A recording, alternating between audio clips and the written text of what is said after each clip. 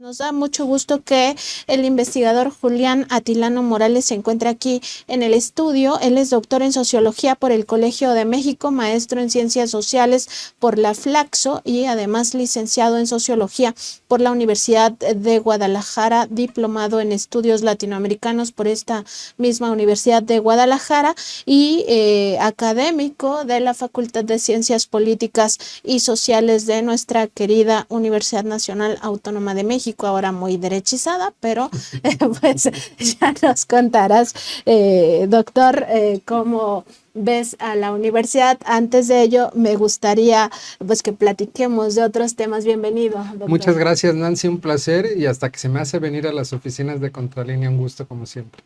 Aquí ahora estamos en el estudio y justo pues para conversar varios temas, me gustaría que iniciáramos con la revisión del 2 de junio. El 2 de junio en varias perspectivas. Primero, el resultado tan contundente de un pueblo al que ya se le reconoce como un actor político, un actor vibrante, un actor que decide incluso por encima de estrategias muy terribles como lo vimos en su momento, que es la propaganda negra y la guerra sucia. Pero primero el resultado, ¿cómo lo percibiste, doctor? Y digamos, qué reflexiones te deja esta lección, que así lo llama hoy justamente el presidente López Obrador en su conferencia. Pues mira, yo creo que como a muchas personas, yo si bien esperaba un triunfo importante, mayoritario, no me esperaba la contundencia del resultado. La gente salió a votar y decidió que no quería un cambio, decidió que lo que quería era refrendar. Mira, yo creo que hubo un momento desde 2018 a 2024 que hizo pensar que la gente no estaba tan conforme y fue la elección de 2021. Pero no olvidemos que un año antes de 2021 fue la pandemia, un suceso trágico, humanamente complicadísimo, millones de muertos. En ese momento el gobierno estaba apenas arrancando y eso hizo pensar que todavía no el pueblo de México estaba buscando refrendar el cambio. Sin embargo, a partir de una reconfiguración en distintas áreas que hizo el propio gobierno, una ampliación de los programas sociales, una radicalización de la oposición, un incremento en el salario mínimo, infinidad de cosas que ya sabemos, pues vimos que definitivamente el pueblo de México sí quiere refrendar este gobierno. Me parece muy importante porque al mismo tiempo lo que está mostrando la gente es que la agenda de la 4T, la agenda de López Obrador, la quieren y quieren que se establezca en este caso el plan C. Hemos visto durante mucho tiempo cómo el Poder Judicial ha estado deteniendo reformas constitucionales y pues bueno, en esta pedagogía política que el presidente ha hecho todos los días en las mañaneras, las personas, el pueblo de México, sabemos definitivamente quiénes son los actores políticos que buscan detener la continuidad y la transformación del país y yo creo que claramente el 2 de junio se vio que el pueblo de México refrenda y además lo hace de forma contundente. Me imagino, yo lo hice así, esta situación en millones de personas entrando a la casilla, viendo 6, 5, 7 boletas y marcando Morena de forma contundente. Eso no es que somos borregos, eso es querer la transformación. Porque si fuese una cuestión de es que la gente siempre vota así, no se entenderían los cambios, no se hubiese entendido cómo del PRI pasó a Morena, no se hubiese entendido cómo del PRI pasó al PAN en el 2000. O sea, hay una reflexión de la gente y bueno, se vio el 2 de junio. Hay algo que me parece a mí elemental dentro del análisis de pues este proceso que estamos viviendo de transformación y tiene que ver justamente con la selección de las candidaturas. Por una parte tuvimos un proceso democrático por medio de encuesta, donde la doctora Claudia Sheinbaum pues se impone ante otros 5 competidores, todos ellos varones, ¿no? Del lado de las izquierdas, digamos.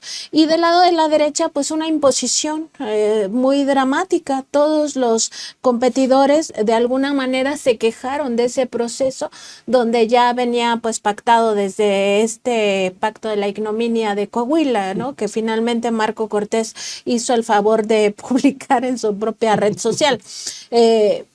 Donde imponen una figura como la de Xóchitl Gálvez, un poco pensando que el pueblo es manipulable, que se le iba a poder decir, a ver, la candidata de Morena, Partido Verde y Partido del Trabajo es fifí, es académica, no viene de abajo, no es indígena, no es pueblo, y nuestra candidata, que es Xóchitl Gálvez, sí es pueblo.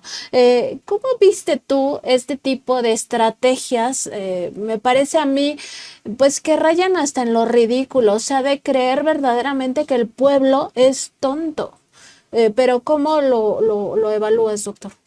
Tal cual, mira, recuerdo, fue en un programa de análisis de Televisa, en donde Aguilar Camín, uno de los artífices de esta candidatura, ya sabemos ahora un poquito más de la historia.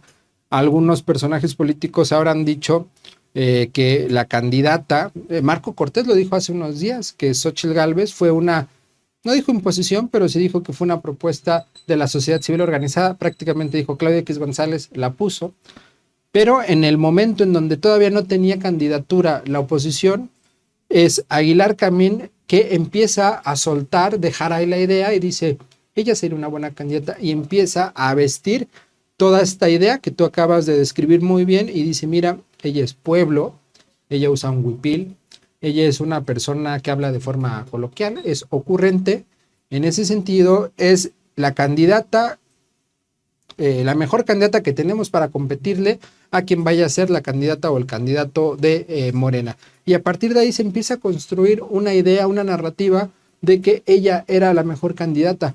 Pero mira, fueron tropiezos tras tropiezos. En el primer debate le quitan el huipil y le ponen un saco. En el segundo ya otra vez le ponen un huipil. En el tercero ya no quedaba claro cuál era la estrategia.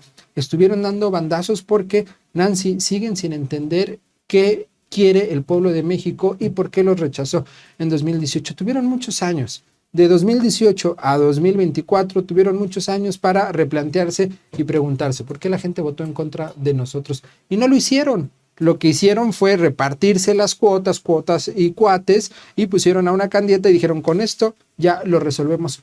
Peor aún, hicieron un tropiezo que yo creo que tal vez siguen sin reconocerlo y sin saberlo, y es, a ver, la gente votó en contra de la oposición y en lugar de reconfigurarse lo que hacen es unirse. O sea, es peor tantito porque mediante la propuesta de Claudio X González de juntar a todas y todos, pues lo que hace el pueblo de México es decir, bueno, si ahora van juntos, pues los voy a rechazar de forma unánime. Eso fue lo que pasó en 2024. Y es menospreciar al pueblo de México, es pensar que el pueblo de México vota porque alguien se pone un huipil.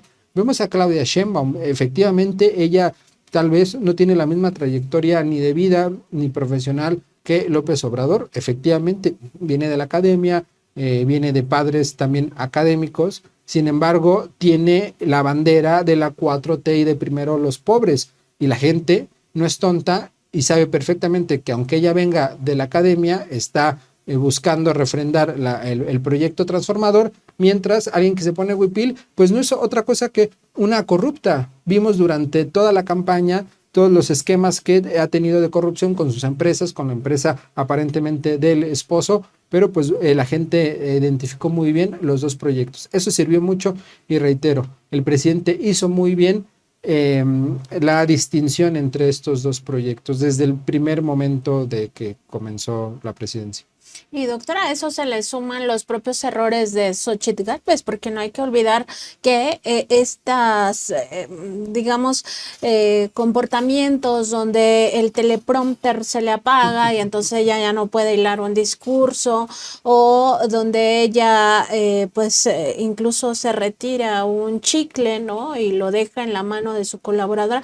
Todos esos también son detalles que cuentan, o sea, que no te permiten ver a una persona preparada para un cargo público de esta naturaleza, es decir, alguien que vaya a llevar las riendas de un país. Eso sumado al, digamos, el sometimiento que tuvo hacia estos personajes como el propio Marco Cortés, el propio Alito, el propio Claudio X, pues todo el mundo la regañaba en público y nunca se le vio el carácter de una persona, primero independiente y segundo que pudiera poner límite a los poderes fácticos. Incluso recuerdo esa conferencia donde le dicen de los poderes fácticos y ella prácticamente codea a Marco Cortés y le dice, ¿de qué hablan? O sea, como ni siquiera sabía qué son los poderes fácticos.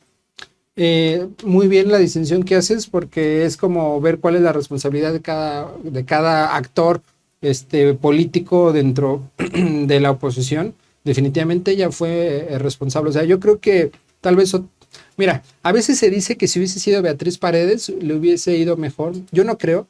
Beatriz Paredes, a mí honestamente, no la puedo escuchar más de 2 minutos porque me empieza a dar sueño. Creo que no conecta. Creo que Xochitl sí, tal vez era la mejor candidata, pero una cosa es, por ejemplo, que ella haga un comentario chusco, que haga un comentario irreverente, y la otra ya es convertirte en la candidata de la oposición, y lo vimos claramente tropiezo tras tropiezo. Fuimos muy injustos con Peña Nieto, yo creo, porque yo creo que en términos de campaña Xochitl Gálvez tuvo mucho más tropiezos y no se convirtió en el payaso de las cachetadas. Y no es que queramos que se convierta en eso, pero a ver, se equivocó también cuando escribió su nombre. ¿Te acuerdas de estas pancartas, lo de los chicles, las veces que no supo pronunciar muchas palabras, todas las veces que a Alito Moreno no lo bajó de corrupto? Y es que de fondo ella no tiene un proyecto político, o sea, no tiene ningún proyecto político. Nunca nos dijo qué es lo que quería hacer, más allá de que la oposición la estuviera presionando. Ella nunca mostró ninguna idea de lo que quería ser candidata. No sé si hubo un pacto, no sé si hubo una negociación de fondo, no sé si en el fondo ella quería ser candidata a la jefatura de gobierno, pero ella como candidata nunca mostró sustancia, ni siquiera hizo el performance de decirnos quiénes podrían ser, bueno, en algún momento lo hizo, pero no de forma reiterativa, quiénes podrían ser su gabinete, cuáles eran las principales propuestas. En algún momento que fue muy importante en contra de su candidatura fue cuando salió el video de su hijo. Eso también la desarticula, llegó muy nerviosa al primer debate, y entonces sí vemos que una responsabilidad importante de todo esto fue ella, y me parece muy penoso que ella haya aceptado ser la candidata cuando siempre supo que no iba a tener el control de su candidatura, ¿no? O sea, es penoso para la propia oposición, y la trayectoria que tiene el PAN. Ha tenido muy buenos candidatos. Bueno, ahí En la historia. Yo diciendo, pero bueno. En fin, y regresando al 2 de junio, me gustaría tu evaluación, porque veíamos pues personajes que se conducen en los medios como si fueran los grandes analistas de la política mexicana, que inflaron justamente esta figura, ¿no? Que nos decían, ahora sí viene el fenómeno, el presidente teme, es la figura que pone a temblar a López Obrador, etc. Y estos mismos personajes pues ya se les veían caras largas, una tristeza infinita, y al mismo tiempo pues el descrédito que viene después, porque ni siquiera estuvieron cercanos a la realidad. ¿Cómo viste a estos analistas? Y sobre todo pues mucho se refiere a que los fallos que tuvieron en realidad es porque no necesariamente no tuvieran conciencia de lo que estaba pasando en México, sino que estaban apostándole al fraude electoral, ¿no? A esta maquinación en la que se ha visto involucrada la propia Norma Lucía Piña Hernández, otros actores dentro del Tribunal Electoral del Poder Judicial de la Federación, dentro del propio INE un bloque de 6 consejeros y consejeras electorales que estuvieron presionando durísimo a la consejera presidenta Guadalupe Tadei. En fin, mucho le apostaron a eso y al final pues ellos sí quedaron como el payaso de las cachetadas, pero ¿cómo evalúas tú qué pasó con estos analistas? ¿Qué pasó con estos comunicadores? Hicieron absolutamente todo lo posible para que perdiera Claudia Sheinbaum. Ya lo mostraste muy bien, todas las personas que participaron. El órgano electoral, o al menos 6 consejeros, ex consejeros también que participaron. Sí, claro. A ver, al día siguiente de ser consejero presidente Lorenzo Córdoba, ya lo veíamos en Latinos, o sea, sin ruborizarse y cobrando, ya se vio que sí, no cobraba tan mal. Mira, lo que vemos es el descrédito de los medios de comunicación tradicionales, de los medios corporativos. Aquí se ha documentado perfectamente cuál es el actuar. Vemos una sobrerepresentación en las mesas de análisis en todos los sentidos, en perspectiva política, ideológica, color, clase, incluso hasta sexo. Está sobrerepresentada la opinión de la minoría en este momento en estos medios de comunicación, y lo que me parece sorprendente es que muchos de estas personas todavía no saben qué es lo que sucedió. Veíamos a Guadalupe Loaesa cuando no tenía claro qué había pasado, si en su vuelo a Francia todos estaban a favor de Xóchitl Gálvez. ¿Tú crees genuinamente que ellos, de verdad, algunos sí no sepan qué pasó? Algunos o sea, sí, que no sí fueron deshonestos intelectualmente. Algunos sí, algunos sí. Yo tuve un debate hace como 2 meses con Lorenzo Córdoba, y en ese debate yo le dije, o sea, yo estaba en contra y el público estaba en contra. En la mesa prácticamente la mayoría tenía una posición muy clara, y yo le dije que era un discurso propagandista decir que el país estaba polarizado. En ese momento, él, como es muy blanco, se pone rojo, rojo, rojo, rojo, y de ahí me empieza a atacar. Hubo ahí un debate y prácticamente él no me bajaba de propagandista, porque yo había dicho que decir que el país estaba polarizado era propagandista. Y mira, tal vez personas como él sí sabían que iba a ganar Claudia Sheinbaum. Sin embargo, sí pensaban que no iba a ser como lo vimos. Sí pensaban que el país estaba polarizado, porque viven en una cámara de eco. Por otro lado, vemos extremos como Guadalupe Loaesa, que definitivamente no sé qué pensaba. Yo, en realidad, y con mucho respeto, no la pongo como analista, escritora, no sé realmente cuál sea su oficio, pero muchos analistas y muchas analistas sí pensaban que el país estaba polarizado, y en consecuencia pensaban que esa polarización que ellos ven en Twitter, que ellos ven en algunos espacios, en el chat de sus programas, pues se iba a replicar en el resultado electoral. Entonces yo sí creo que tienen de alguna forma el norte perdido, no saben qué va a pasar. Tan es así que ellos pensaban que Xóchitl Gálvez era una buena candidata, porque siguen menospreciando al pueblo. Yo me pregunto, ¿en qué momento personas como Lorenzo Córdoba, como Norma Piña, como esta élite desde la mediática y la política, se juntan con personas del pueblo, la gente que trabaja en su casa, y cuál puede ser la interacción que tienen? ¿En qué momento se juntan con el pueblo y escuchan? O sea, en ningún momento. O sea, yo trato de ver, a ver, en qué momento pueden platicar con el pueblo, y cuando llegan a platicar con el pueblo, la relación es meramente vertical. Y en ese caso, si alguien de estas personas trabaja en su casa, son sus choferes, pues en ningún momento le van a decir que están en contra de lo que piensan, o van a abrir la posibilidad del diálogo, porque ellos solo hablan entre ellos.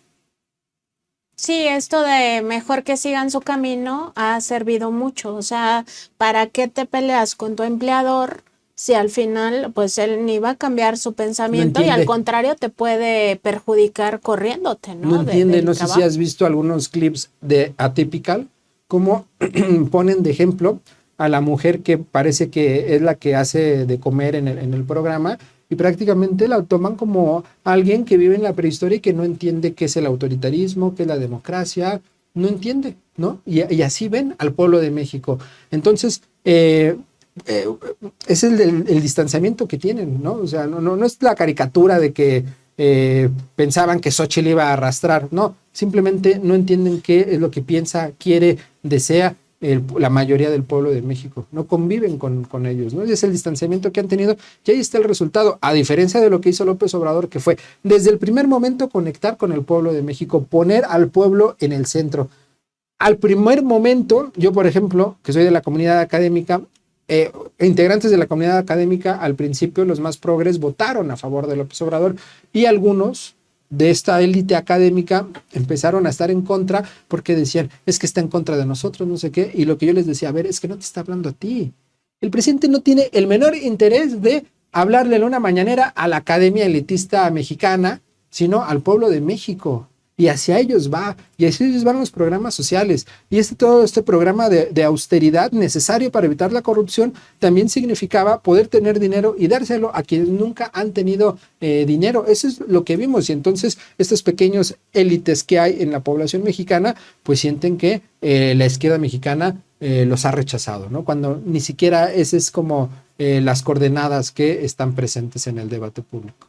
Decías, doctor, hace un momento que los medios tienen toda esta sobrerepresentación del conservadurismo, de la ultraderecha, de pues estas personas con ni siquiera vamos a hablar de ideología, sino pues de falta de comprensión hacia el pueblo y también una estigmatización y por supuesto muchísimos prejuicios.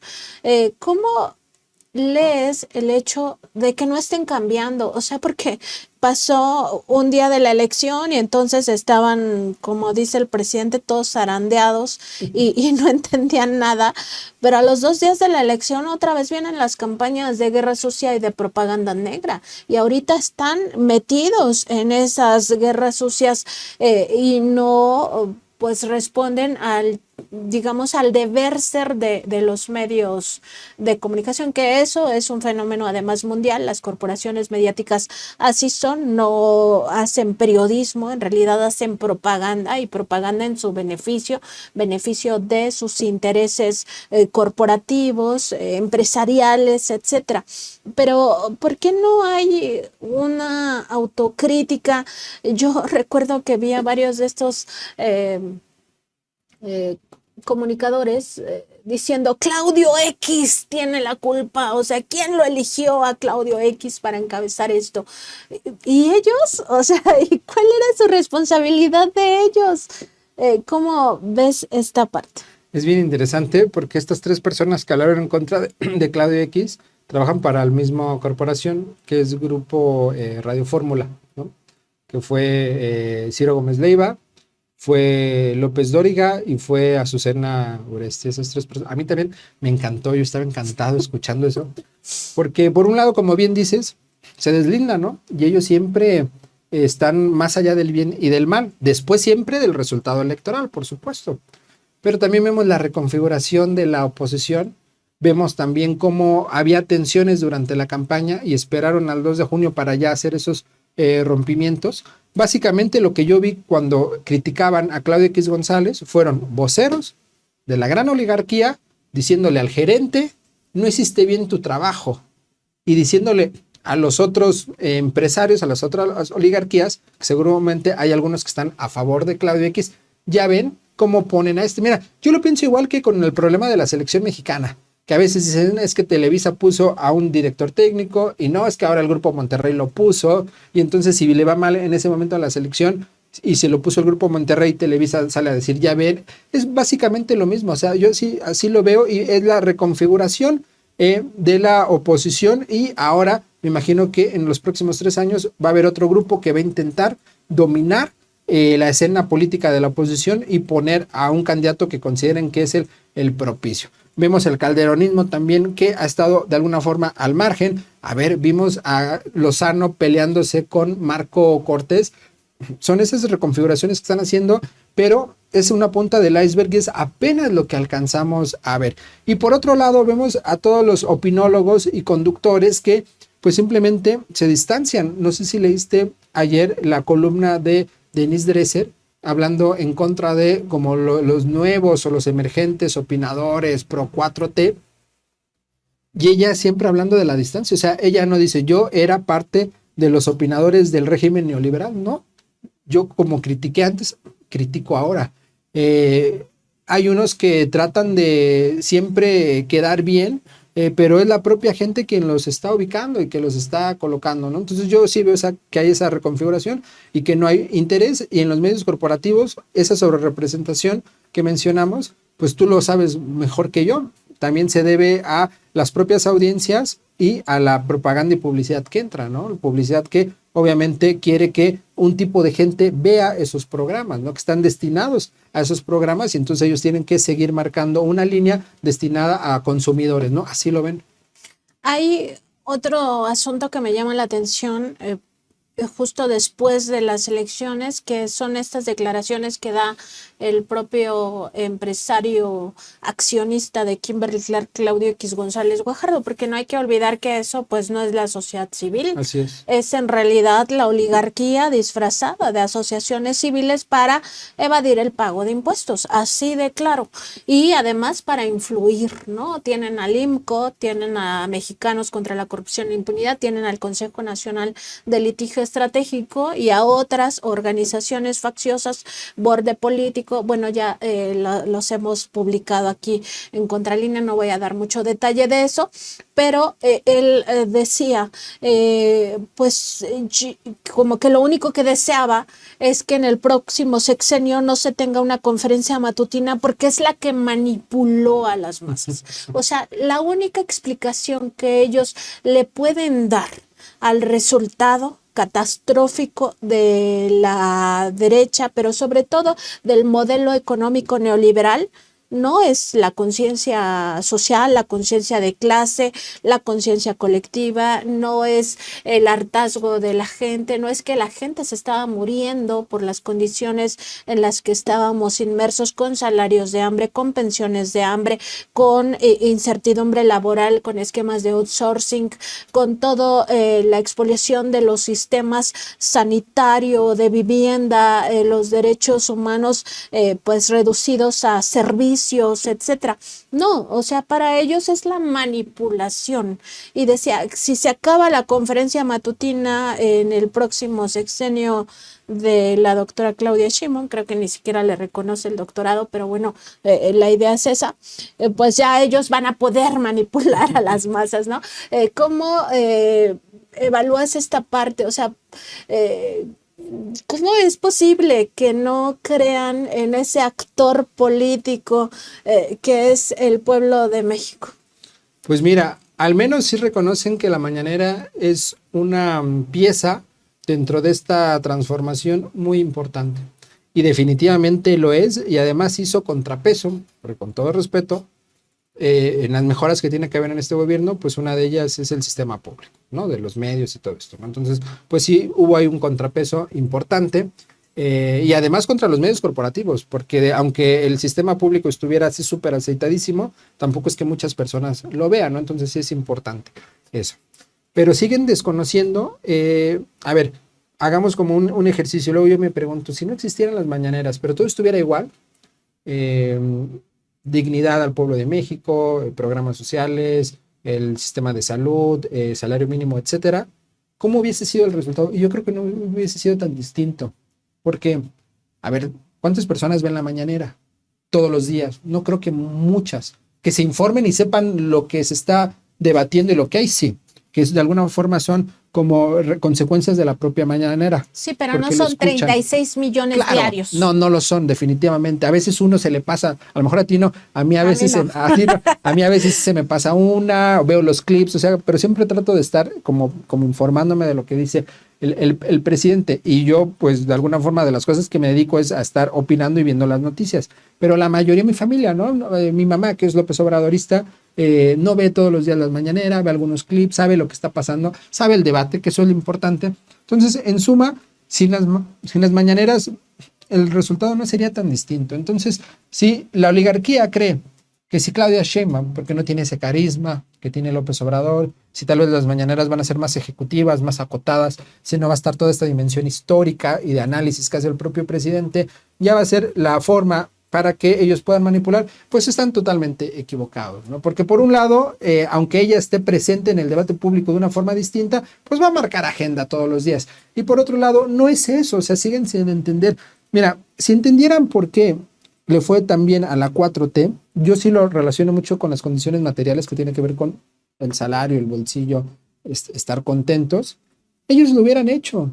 A ver, ¿por qué durante los 12 años que estuvo el panismo no volteó a ver al pueblo de México y darles apoyos económicos? Dio por ahí unas dádivas, hacían mucho las transferencias condicionadas, que es básicamente dinero, a sectores muy particulares de la población. No sacaron a nadie de la pobreza.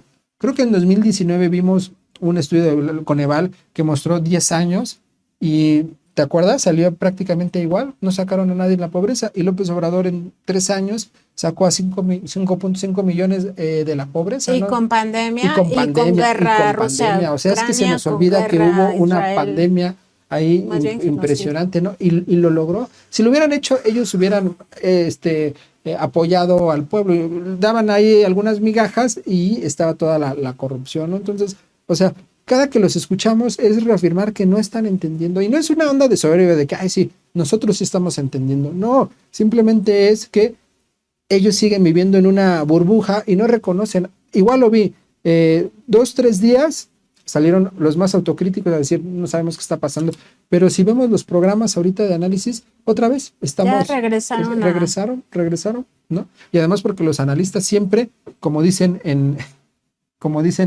Chile, no se quieren ensuciar el poto, ¿no? Entonces, el trasero, como dicen, ¿no? Digo, para más claro, Para ¿no? más claro, ¿no? Entonces, no se ensucia, ¿no? Sí, y bueno, nada más recuperar un poco la memoria histórica porque pareciera que esto es algo espontáneo, ¿no? Que 2018 fue el hartazgo ya total, pero que fue un hartazgo espontáneo y no se reconocen pues los procesos propios del pueblo, ¿no? 1968, con un activismo estudiantil de muchachitos de secundaria, de preparatoria, universitarios, impulsando una democratización de nuestro país, que al final fueron reprimidos brutalmente, ¿no? Todo este periodo de la guerra sucia que reprimió brutalmente al pueblo de abajo, que buscaba mejorar sus condiciones materiales cuando ni siquiera habíamos vivido lo peor del neoliberalismo, pero sí ya se resentía justamente en esas condiciones materiales de las que hablas. Luego viene 1988 como un parteaguas de la izquierda, el propio Cuauhtémoc Cárdenas gana esa elección, pero le roban brutalmente también, porque no hay que olvidarlo, eso implicó muchos asesinatos políticos en el contexto de esas elecciones y al final pues se impone el modelo neoliberal que ya venía con Miguel de la Madrid y además pues crisis brutales, ¿no? La de 1982, etcétera. Y se impone este modelo y no es que el pueblo estuviera dormido, es que el pueblo siguió siendo masacrado. Vinieron estos procesos del propio levantamiento armado zapatista, el movimiento indigenista, ¿no? Recuperando las raíces y luego vienen estas masacres, el Charco, Acteal, Aguas Blancas, el Bosque. En fin, todo esto ya muy focalizado, Guerrero, que fue durante la Guerra Sucia, pues también muy brutalmente aplastado, ¿no?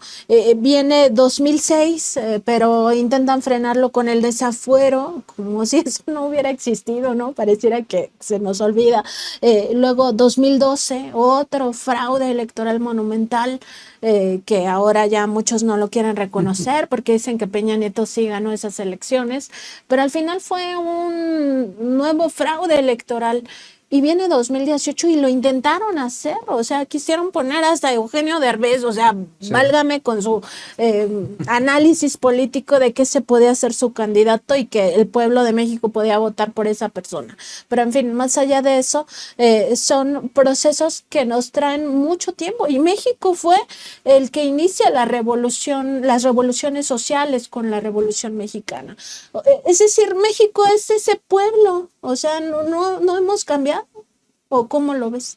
Pues sí, mira, en este recuento que haces, 2018, como lo comentas muy bien, o sea, 2018 no fue una alternancia, no fue simplemente que la gente dijo, pues ahora vamos a darle la oportunidad a López Obrador. Fue el resultado de toda esta trayectoria que ya señalaste, pero algo que me parece muy importante es que López Obrador pudo, ahorita ya a la distancia vemos qué sucedió, pero pudo convertir ese hartazgo en la transformación de un régimen político o pudo haber tirado todo a la basura, ¿no? Y no lo hizo. Y eso hubiese sido problemático porque abriría la puerta a la extrema derecha, podría ser, Como en Argentina. como en Argentina, y no lo hizo, ¿no? Hizo bien el trabajo. ¿Por qué? Porque López Obrador tiene una dimensión histórica brutal de lo que está sucediendo, o sea, todo el tiempo está espejeando. Y a veces he visto que hasta lo ridiculizan porque habla de liberales y conservadores o habla del siglo XIX, pero no, o sea, si lo vemos de forma como a la distancia, pues el siglo XIX en términos de política, a ver, perdón por la referencia, pero los teotihuacanos estuvieron 800 años gobernando, ¿no? El régimen teotihuacano, o ponle que 600.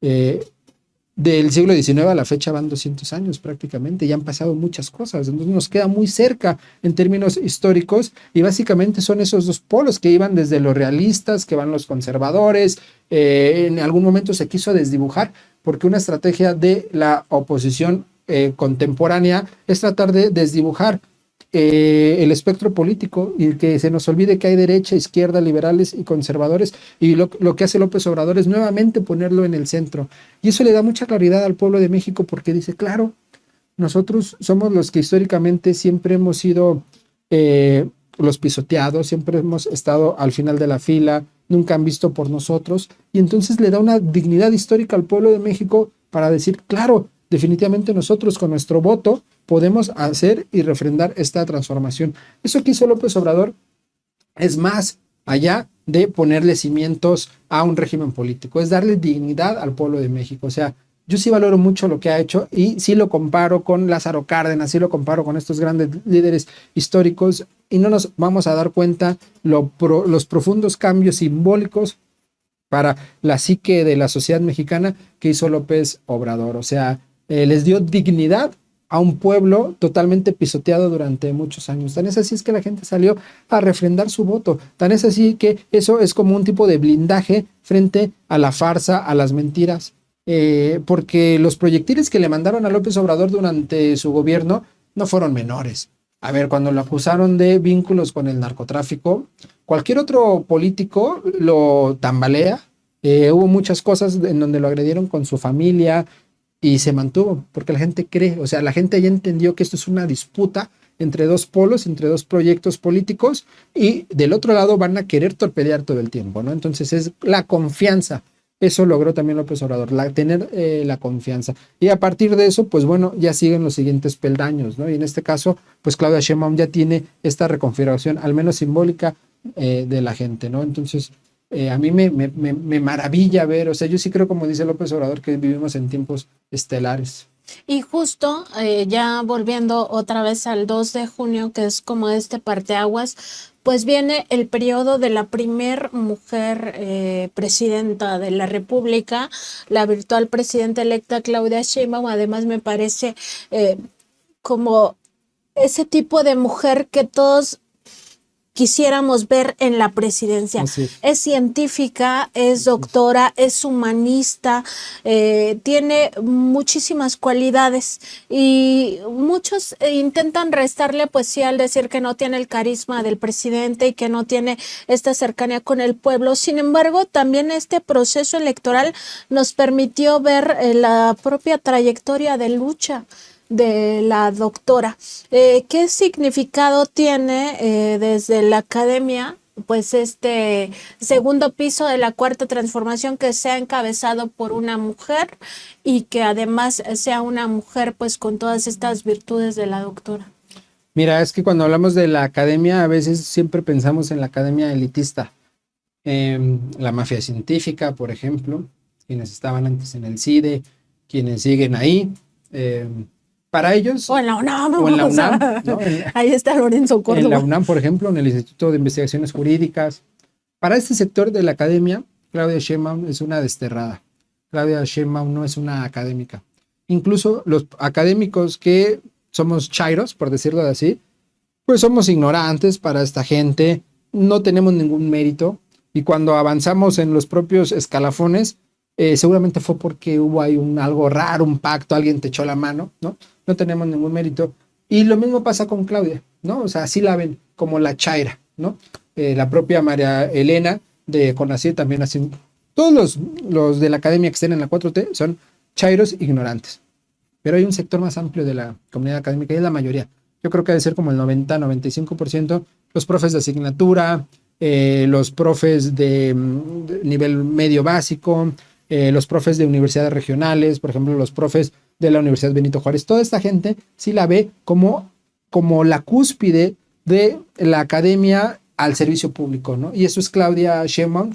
Y definitivamente, o sea, cuando dicen, es que ella es muy elitista, es que ella viene de la academia y no entiende los problemas sociales, yo siempre pienso en un caso. En la licenciatura, ella estudió física, ciencias, decidió ir, porque tú puedes hacer tu servicio donde quieras, hacer lo que tú quieras. Decidió ir a un pueblo, no recuerdo el nombre, en Michoacán, a ayudarles a poner estufas solares.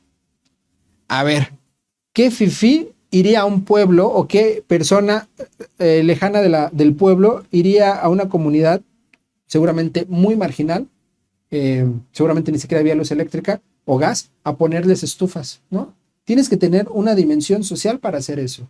O esa foto tan emblemática que vemos todo el tiempo de ella, creo que fue en Santo Domingo, repartiendo flyers, propaganda. A ver, hay varias cosas que vemos ahí que nos muestra la dimensión social. Yo la recuerdo mucho, yo estaba en Puerto Vallarta en ese tiempo, cuando fue el desafuero y cuando fue el fraude de 2006, ella era como de alguna forma una de sus voceras de López Obrador, tiene el pelo corto, chinita, que salía creo que en un programa de Víctor Trujillo, Ciro Gómez Leiva, no recuerdo, y salía a dar la batalla, ¿no? ¿A cambio de qué? De nada, ¿no? Porque no es que tuviera un puesto, no es que le habían dicho, mira, aquí te va un dinero cada 15 días, no, estaba defendiendo el proyecto. Entonces vemos a alguien que tiene toda la identidad dentro del obradorismo, no ha estado en ningún otro partido y además la capacidad que da la ciencia a una persona es tratar de resolver problemas complejos. Vimos en el documental de Claudia, creo, cuando López Obrador le dice, yo quiero que me ayudes a resolver el tema de la contaminación ambiental. A ver, imagínate que nos pongan a nosotros, yo desde sociales, no me imagino ni cómo, ¿no? Imagínate el reto intelectual que ha de haber sido para ella, porque no creo que tuviera la fórmula, ¿no? Seguro la hizo pensar, a ver, ¿cómo voy a resolver este problema complejo? Pues lo que da la ciencia es esa capacidad de resolver problemas complejos, ¿no? Entonces yo también creo que este segundo piso va a ser un gran peldaño para la 4T. Sin lugar a dudas, era la mejor candidata que podríamos tener. Y eso de que es alguien parca o de que es alguien que no, a ver, pues sí, la gente de la academia cuesta más trabajo comunicar, pero ya tiene más de un año en campaña y ya se nota, al menos yo lo noto cuando empezó a hablar, que era más nerviosa, ahora súper suelta, hablando. A ver, es algo que se construye, o sea, tampoco uno hay que ser un genio para tener ciertas habilidades de comunicación, pues ella lo ha construido y yo la veo muy bien, ¿no? O sea, yo creo que tenemos una gran próxima presidenta de México. Estoy contento.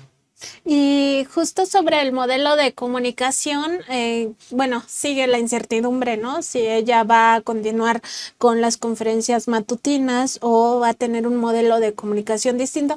Cuando nosotros aquí en Contralínea la entrevistamos, pues ella nos mencionaba que estaba evaluando si tenía un modelo de comunicación mucho más cercano al pueblo, que yo me imagino, o sea, no nos lo dijo pues porque todavía ni siquiera ganaba las elecciones. Pero me imagino que está pensando algo más de territorio, es decir, como esto que tenía en su en su gobierno aquí en la Ciudad de México, que era ir directamente a las delegaciones y hablar con la gente, ¿no? Y les decía, bueno, ahora vamos a atender estos y estos y estos problemas de esta y esta forma, y para eso tenemos tanto de presupuesto. Quizá sea esa otra forma de comunicación, pero ¿cómo ves? Pues al final no se puede perder la brújula de que se tienen estas corporaciones mediáticas apostándole a la mentira, apostándole al desprestigio, apostándole a estas formas de guerra sucia, de propaganda negra, porque para ellos lo que significan otros 6 años de cuarta transformación es adiós negocios. Y adiós negocios no solo estamos hablando de la publicidad gubernamental, que era un botín total, multimillonario. Estamos hablando que al final del sexenio de Peña Nieto les estaban dando a las corporaciones mediáticas más grandes alrededor de 10,000 millones de pesos, que no es cualquier cosa, es un billete.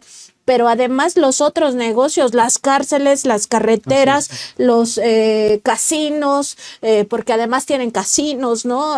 Las pistas del aeropuerto de Texcoco, en fin, todos esos otros negocios también se les cayeron. Las medicinas, ¿no? Ahora que hablábamos también de Latinus. En fin, ¿cómo crees que debe de ser ese modelo de comunicación para confrontarse a la guerra social?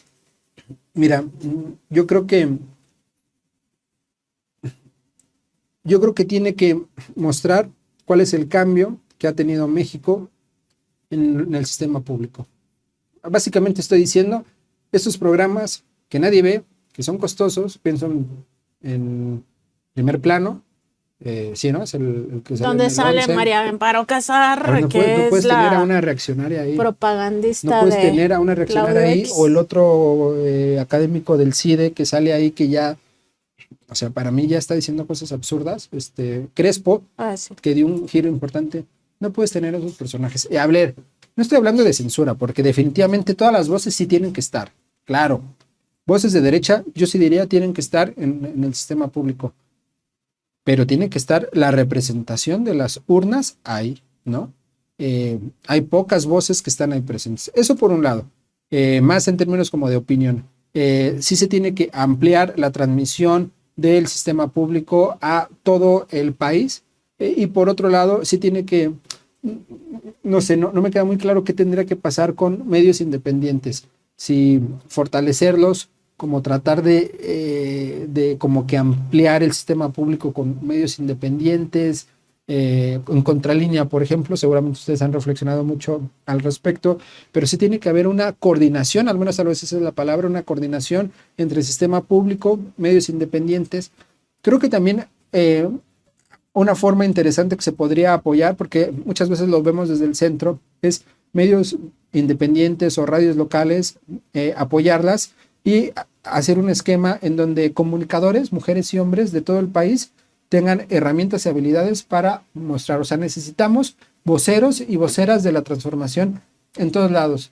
A lo mejor no son periodistas, pero podrían serlo si toman los cursos, las materias, todo lo que forma a un periodista, podrían hacerlo, para que haya toda una coordinación, porque si hay un avasallamiento brutal de la oposición a nivel de medios. Algo que sí me pareció muy bien que hizo tanto López Obrador como Claudia Sheinbaum es que no le dio mucho peso a Twitter. No le metieron tanto a Twitter como se podría esperar, y esto tiene que ver con esta dimensión territorial que dijiste de la doctora Sheinbaum, ¿no? De saber exactamente en dónde hay que dar la batalla y en dónde no, pero el tema de la comunicación sí es fundamental. O sea, es fundamental, es una agenda pendiente, que tiene que avanzar definitivamente, ¿no? En lo que, o sea, pienso que no se va a resolver la configuración en el sistema privado, ¿no? O sea, va a haber cuotas por ahí, pero hasta ahí nada más.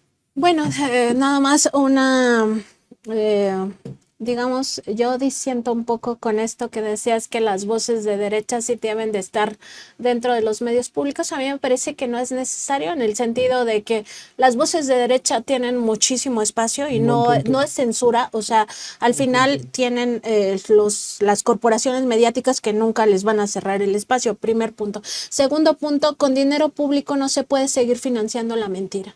Y estos personajes lo que hacen es diseminar mentiras y eso viola sistemáticamente el derecho humano a la información. Entonces, desde mi punto de vista, pues no tiene nada que ver con la censura, simplemente que no hay cabida para mentiras y para... No lo había pensado de esa manera, estoy de acuerdo. No me refería tanto como que Denise Dresser tenga espacio o María Amparo Casar. A lo mejor, no sé, una izquierda más progre o dentro del espectro de izquierda, no sé, pero estoy de acuerdo con lo que mencionas. Ellos están en sus espacios, definitivamente, y tienen mucha voz y mucho espacio. Demasiado, ¿no? O sea, pues justo hablábamos de la sobrerepresentación. Doctor Julián Atilano, pues ya se nos acabó. No, pues muchas gracias por esta charla. Esperaba que iba a ser más breve, entonces, pues muchas gracias, te agradezco mucho como siempre y un saludo a la audiencia de Contralíneas.